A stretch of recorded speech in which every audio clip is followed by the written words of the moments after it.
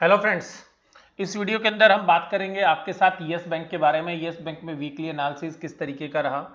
दूसरी बात हम जो करेंगे वो बात करेंगे कि आरबीआई के गवर्नर ने क्या बोला मार्केट के बारे में या पूरा बैंकिंग सिस्टम के बारे में।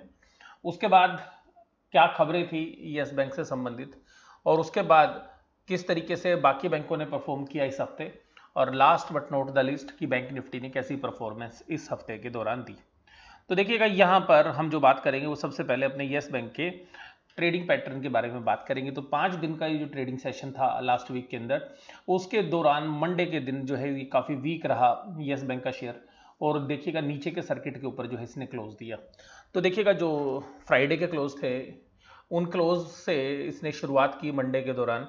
तो 15 रुपीज़ 10 पैसे के जो प्राइजेस थे वहाँ पर जो है हाई प्राइस केवल 14 रुपीज़ 90 पैसे के रहे, यानी कि जो प्रीवियस क्लोज के प्राइस थे वो टच नहीं किए, और लोअर सर्किट के ऊपर जो है शेयर बंद हुआ और डिलीवरी रही 43.75%। और यहाँ पर उस दिन जो ट्रेड था वो जो है करीबन करीबन 12 करोड़ 10 लाख 83 हज़ार 510 यानी कि 12.10 करोड़ शेयर्स की जो है डिलीवरी उस दिन मूव की। उसके बाद अगर अगले दिन की बात करें तो अगले दिन सुधार था। हालांकि 13 रुपीज़ 90 पैसे के जो है लो लगाए ट्यूसडे के सेशन में, लेकिन क्लोजिंग काफ़ी अच्छी थी और 15 रुपीज़ 5 पैसे पे जो है अपर सर्किट के ऊपर शेयर ने जो है क्लोजिंग दी। उसके बाद नेक्स्ट डे में क्या हुआ, नेक्स्ट डे में फिर अपर सर्किट पे जो है क्लोजिंग दी, और उस दिन के जो लो भी थे वो वास्तव में प्रीवियस क्लोज से ऊपर ही थे। तो यहाँ पे टेक्निकली भी जो है स्ट्रेंथ बनती हुई नजर आई। और हालांकि ट्यूसडे के दौरान जो है डिलीवरी कम उठी, लेकिन आप देखिएगा वेडनेसडे के दौरान जो है डिलीवरी 41% पे थी। और सबसे ज़्यादा जो डिलीवरी थी वो फ्राइडे सेशन में हुई थी, लेकिन हम थर्सडे सेशन की बात करेंगे सबसे पहले। तो थर्सडे सेशन के अंदर जो है म्यूटेड परफॉर्मेंस रही। उस दिन ज़्यादा यस बैंक ने उछल कूद नहीं की, और जो है कम उछल कूद के साथ जो है उस दिन आराम फरमाया यस बैंक ने। हालांकि डिलीवरी देखिएगा 38.48 थी। और इस दिन जो है हालांकि वॉल्यूम जो थे हाईएस्ट लेवल पे थे इस हफ्ते के दौरान के, और डिलीवरी भी जो उठी थी वो सबसे ज़्यादा थी अगर एब्सोल्यूट टर्म में हम बात करें। तो यहाँ पे उठापटक थोड़ी कम हुई, वोलेटिलिटी कम हुई, लेकिन वॉल्यूम ज़्यादा था, डिलीवरी ज़्यादा थी। और यहाँ पर परफॉर्मेंस भी म्यूटेड थी, और फ्राइडे के सेशन में भी देखिएगा जो है म्यूटेड ही परफॉर्मेंस थी। हालांकि नेगेटिव नोट के साथ जो है यस बैंक बंद हुआ, और यहाँ पर डिलीवरी की परसेंटेज तो बहुत ज़्यादा थी, लेकिन वॉल्यूम जो थे वो पूरे हफ्ते के सबसे लोएस्ट थे, और जो है डिलीवरी की जो टोटल नंबर्स थे वो भी सबसे कम थे। फ्राइडे का सेशन वैसे भी जो है थोड़ा सा लो वॉल्यूम वाला जो है सेशन होता है। अब देखिएगा इसके बाद हम जो बात करें वो बात करेंगे कि फ्राइडे को जब मार्केट बंद हुई तो आरबीआई गवर्नर ने क्या बोला। तो आरबीआई गवर्नर ने एक टीवी चैनल को इंटरव्यू के दौरान जो है कुछ ऐसी बातें बोली जिसमें उन्होंने कहा कि स्टॉक मार्केट टू करेक्ट। वो कहते हैं कि देखिएगा यहाँ पे बाई इतने तेजी से हो रहा है, तो यहाँ पर जैसे ही बाइंग खत्म होगी ये जो है आपको करेक्शन नजर आएगी।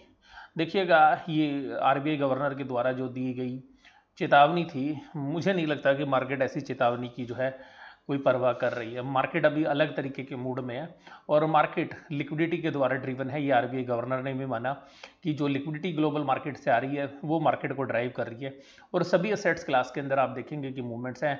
आप मेटल्स के अंदर भी देखेंगे कि गोल्ड या सिल्वर जिस तरीके से ये रैली कर रहे हैं, सिमिलर रैली आपको स्टॉक मार्केट में भी देखने के लिए मिल रही है। तो मुझे नहीं लगता कि जो मार्केट इनकी परवाह करेगी, क्योंकि हम पहले भी कुछ ऐसे इंसिडेंट्स देख चुके हैं, जैसे ये इंसिडेंट्स अभी आपने देखा। इसके अलावा आरबीआई गवर्नर ने कहा था कि नॉन परफॉर्मिंग असेट्स एनपीए जो है अगले साल के बिगिनिंग में फर्स्ट क्वार्टर में हाईएस्ट लेवल पर पहुंच जाएंगी, जो कभी भी हमारे बैंकिंग सिस्टम में नहीं हुई। मार्केट उसकी परवाह नहीं करता। मार्केट कहता है जी साइड होइए, हमें आगे चलने दीजिए। International agencies, domestic agencies, government के भी सोर्सेज सभी ये बात मानते हैं कि जीडीपी में जो डी ग्रोथ है वो कम से कम 10% की जो है इस साल में होगी। मार्केट कहती है मुझे कोई परवाह नहीं है। मार्केट लिक्विडिटी ड्रिवन है, मार्केट को इस बात की कोई परवाह नहीं है। तो देखिएगा मुझे नहीं लगता कि स्टॉक मार्केट जो आरबीआई के गवर्नर की भी बात सुनने वाली है। उसके बाद एचडीएफसी बैंक के सीईओ ने 800 करोड़ रुपए का माल जो है, उससे भी ज़्यादा माल जो है करीबन 840 करोड़ का 840 करोड़ का माल जो है अपने ही बैंक के शेयर्स बेच दिए। और देखिएगा इतनी बड़ी मात्रा में उन्होंने बैंकिंग स्टॉक्स बेचे अपने ही बैंक, यानी कि उनको खुद बिलीव नहीं था। ऐसी आप जो है परसेप्शन बना सकते हैं।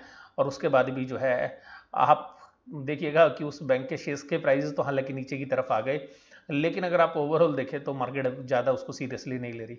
आरआईएल की जो स्टेक सेल है, हालांकि देखिए आरआईएल की वैल्यू अनलॉकिंग हो गई, लेकिन हमें ऐसा लगता है पर्सनली कि आरआईएल ने भी जो है अपने शेयर जिन भाव पे बेचे हैं और जिस तरीके के मुकेश अंबानी की जो इंटरव्यूज़ रहे पीछे, वो उसने जो है सस्ते में माल जो है बेच दिया। अगर देखें तो हमें भी लगता है कि उनको जो है बोरोइंग्स की वजह से जो है अपनी वैल्यू जो है खोती हुई नज़र आ रही थी, कि कहीं कोविड की वजह से जो है उनके शेयर प्राइस पर ज़्यादा चोट ना पहुँचे, क्योंकि मार्च के अंदर जो वो लो देख चुके थे, तो इसीलिए उन्होंने भी जो है ये देखा कि कहीं इसके सीरियस इंपैक्ट ना हो जाए।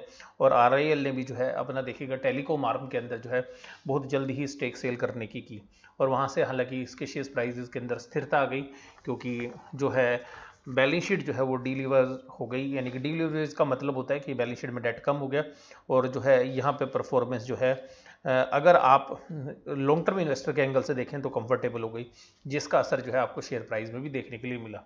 तो मैं आपको यही कहूँगा कि जब मार्केट इनकी परवाह नहीं कर रही है तो शायद इस स्टेटमेंट की भी परवाह नहीं करेगी।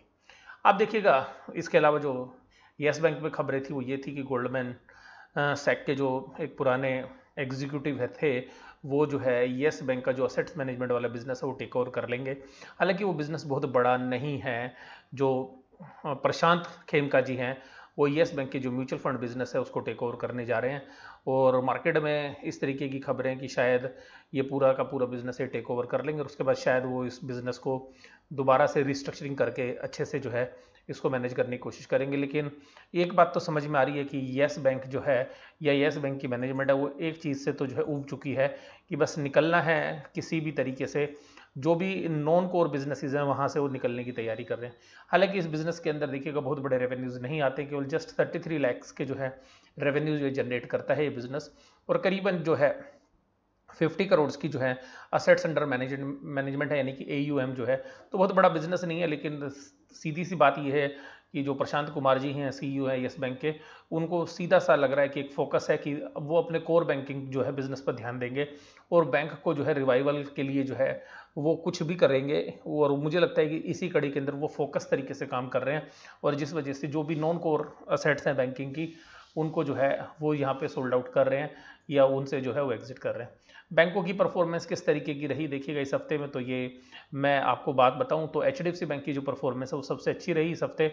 अगर हम एक हफ्ते के दौरान की अगर हम बात करें कि पूरे हफ्ते के दौरान तो पंजाब नेशनल बैंक की परफॉर्मेंस थी। अगर फ्राइडे के सेशन की बात करें तो HDFC बैंक की थी 2.52 और अगर पूरे एक महीने की अगर हम बात करें तो देखिएगा IDFC फर्स्ट बैंक ने सबसे अच्छी परफॉर्मेंस दी 13.19 की और सबसे खराब परफॉर्मेंस अगर 1 मंथ के बेसिस पे देखेंगे तो बंधन बैंक की रही। और बंधन बैंक के पीछे जो है रीजंस भी थे, क्योंकि आप देखिएगा यहाँ पे इन्होंने जो अपना प्रमोटर ने अपना स्टेक जो सेल किया है करीबन 20%, वो 10% डिस्काउंट पे था मार्केट प्राइस के से और उसके बाद जो है उन प्राइस से भी जो है शेयर प्राइस नीचे की तरफ मूव करता हुआ नजर आया। तो बंधन बैंक के अंदर जो एक महीने के लेवल पे ये गिरावट देखने के लिए मिली। और अगर आप साल भर के दौरान देखें कि अगर ईयर टू डेट देखें या साल भर के दौरान देखें तो दोनों ही फ्रंट पर आप देखेंगे कि जो इंडसइंड बैंक है उसकी डी रेटिंग हुई और उस शेयर्स ने सबसे नेगेटिव रिटर्न्स दी।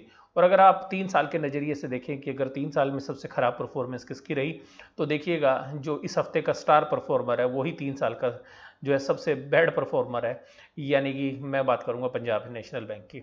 तो इसके अलावा देखिएगा बैंक निफ्टी जो है इस हफ्ते जो है पॉजिटिव नोट के साथ रहा, वोलेटाइल रहा। हालांकि थर्सडे की जो एक्सपायरी थी, थर्सडे की एक्सपायरी के दौरान जो है काफ़ी वोलेटिलिटी रही और इंटरनेशनल क्लूज भी जो थे ऐसे थे कि जो नेगेटिव नोट पर आ रहे थे, तो जिस वजह से थर्सडे के अंदर एक वोलेटाइल सेशन रहा और निफ्टी जो है करीबन 300 पॉइंट से ज़्यादा की जो है नेगेटिव नोट के साथ जो है बंद हुआ और करीबन 22,000 के आसपास जो है वो बंद हुआ था। और वहाँ पे हालांकि उस दिन क्या होता है कि फ्यूचर्स एंड ऑप्शंस में बुल्स एंड बियर्स की जो है तगड़ी लड़ाई होती है, तो वहाँ पर वोलेटिलिटी जो है देखने के लिए भी अक्सर मिलती है। अब बात करते हैं कि येस बैंक पे किस तरीके का माहौल जो है अगले हफ्ते रह सकता है। तो हमें लगता है कि ये जो प्राइजेस हैं यहाँ पर ये 14 रुपीज़ से 16 रुपीज़ के बीच में जो है यहाँ पर ये जो है बैंक अपने आप को सेटल करने की कोशिश कर रहा है।